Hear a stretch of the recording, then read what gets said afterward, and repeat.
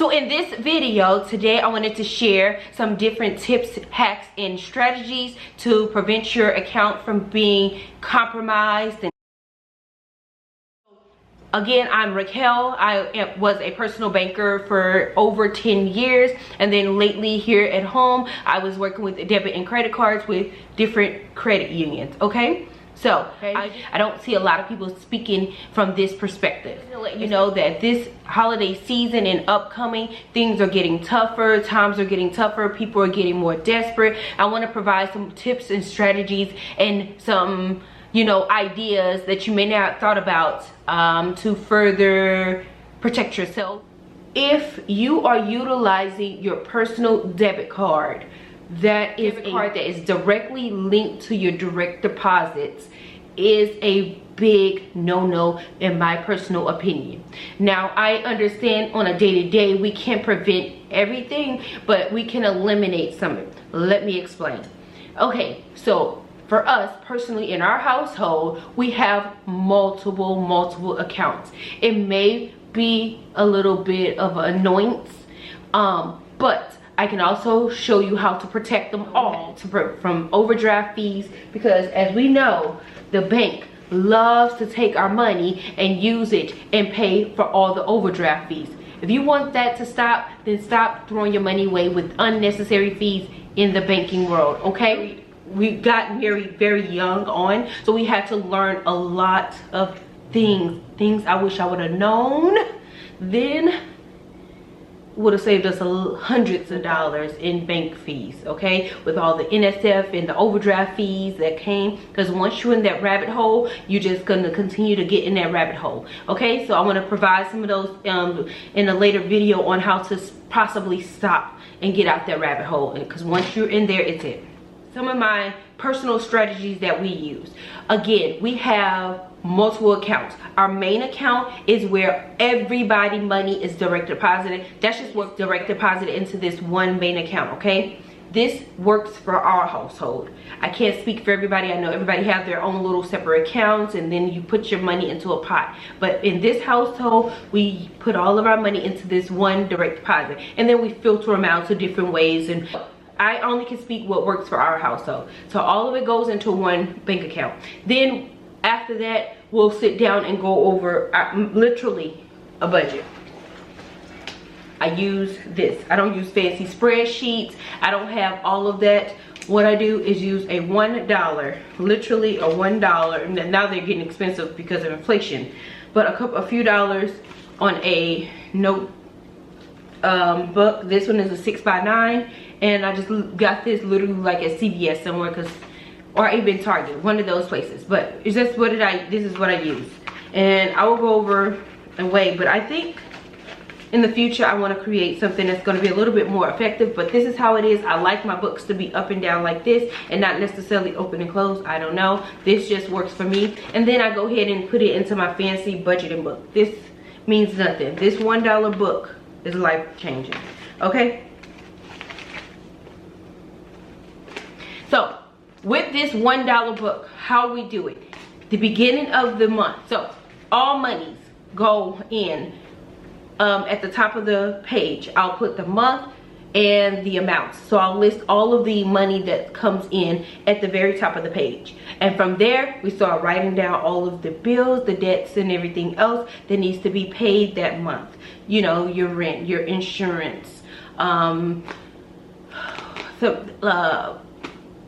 light bills and phone bills, all of that, okay? So those are all written down in the column here. And what I usually do, sometimes I'll even put right beside it real small the due date that they're due, or I'll also like put the balance. So I'll put that usually on the page. So I'll write down everything that's due, and then depends on how I feel, I may put the due dates right beside it, or the balances on whatever that we're paying or whatever. Rent, of course, you know, you're not gonna really have a balance because that's just a monthly thing that we do. I'll take the money from the main account and I'll start naming or labeling different accounts. Now, I know this may not be practical for a lot if you're gonna have a monthly service charge on your banking accounts. So this may deter you from using too many bank accounts if that's something. Ways around it. So whenever I worked at one bank, if you had direct deposit into one account, that will cover you from paying your monthly service fees.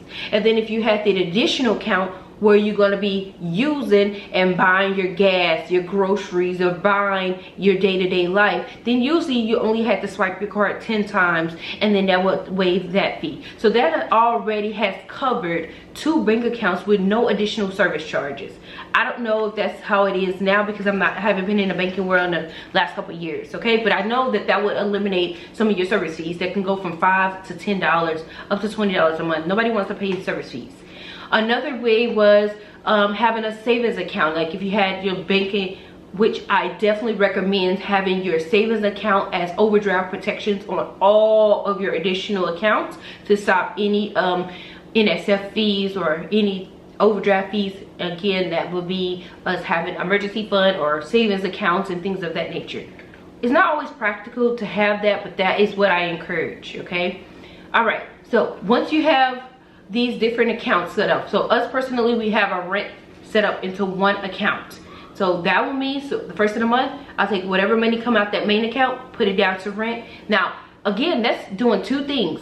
That is allowing me to have an accurate balance onto my current bank account, as well as that's putting the money out the way, and the rent people can take up to 10 years to take out that money, but it's already claimed for, it's already taking out your balance. This is one reason I like having multiple accounts, because once it's out your main account, you're down to an accurate balance. Because if you had your rent coming out of here and they're taking a week to take it out, then you forget, or somebody sees all this money and they start utilizing it, it can cause fees. I'm so glad I started implementing this into our life years ago. Okay, so now that rent money is gone to the rent account. Now, I have just an account just for rent, because I don't want nothing else affecting that rent payment, because anything happens, that is like 15% of our rent. That is like hundreds and hundreds of dollars that will cause if anything was to fall short. Now granted, that account is still protected by our savings account. So if it did fall short and we had quite a bit of money in the savings, they would just take it out the savings and cover the difference, and then the rent will still be paid. But however, you don't want to do that, or you don't have that system in place, that may not be practical, okay? So moving forward, light bills and all of that, we still want to utilize debit cards, because using an electronic check still takes multiple days, and we don't want to do that. So if you have utilized an additional debit card, like if you're going to do traveling, I will always encourage you to have an additional card, or even use a credit card. I know I've been preaching no credit cards, but I just know that credit cards can get you in a lot of trouble. And if you're on a debt-free journey, I don't necessarily recommend it. I would just recommend additional debit cards with additional accounts, okay? Because being on a debt-free journey, you don't want to be having a credit card and using them. Listen, it's so easy to get back into debt, and you just don't want that. Okay, well, that's a whole nother subject another day. So on our additional accounts, I will have one, we have it called extra. I don't know why or how, but this is where most of our bills filter through, like our electric bill, the auto insurance is now filtered there. Like I said, a long time ago, I used to have our auto insurance coming out of main account, but what I was finding, the holiday weekend would delay the payment coming out, so I instantly took that payment and put it into the bill account. So now we have no bills automatically drafting out of our main account. So the extra account is made for electric bill, health insurance now that he's retired,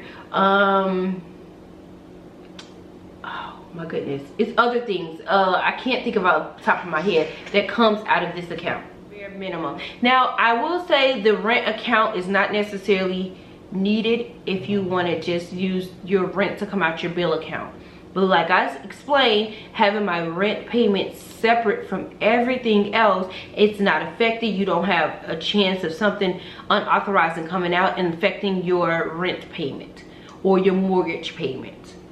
That is very important, and that costs so much money. So this is why I encourage just to have an additional account just for that alone. Okay, so back to our bill account. This one is a lot of moving pieces, because there's a lot of companies in and out in it that will cause you to have some type of misuse of it. So One way is just using it and putting the amount in. So how I do it, for my example here, when I have something that's due for $29, I'll go ahead and write down how much I want to pay on this bill. If I'm going to pay the exact amount out of my main account and transfer it over multiple times. I do this multiple times. So I don't know, like if I have 5 things I need to pay, and transfer 5 additional payments out of my main account, so it'll help me keep track of where all the money went. Because if I just say transfer $500 over there, I mean, I could still have it in my ledger, because by the bills in my ledger, I'll write what account it comes out of, and that means to me that it came out of my extra account.